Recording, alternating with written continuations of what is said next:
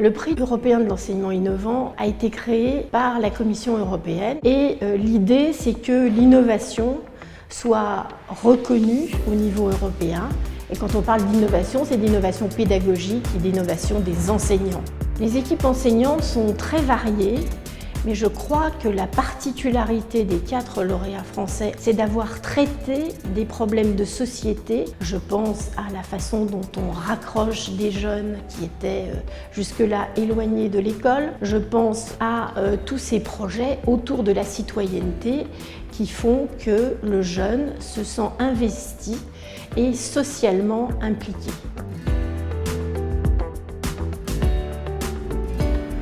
Notre consortium qui s'intitule Eurolycée Pro est composé de 5 établissements de l'Académie de Toulouse dispersés sur le territoire académique. Et d'autres projets consistent à proposer des mobilités à des apprenants et à des enseignants ainsi qu'à des membres des équipes administratives.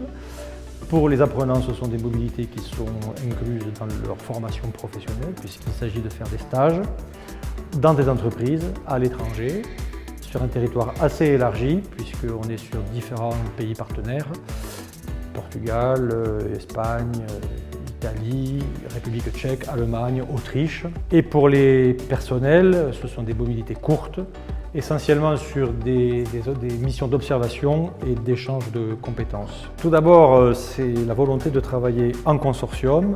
Nos 5 établissements sont situés dans l'académie et 4 d'entre eux sont des établissements de zone rurale. Et l'avantage de travailler en consortium, c'est de mutualiser des compétences, des savoir-faire, de mutualiser des moyens. Dans un second temps, c'est le parti pris d'envoyer des élèves de l'enseignement professionnel sur des séjours longs. Et quand on connaît un petit peu la particularité de ces publics qui souffrent d'un déficit d'image, qui ont côtoyé souvent l'échec scolaire, une dévalorisation de leur image, ça permet de les remettre en selle, de leur redonner de la confiance et de revenir de leur séjour avec une ambition nouvelle.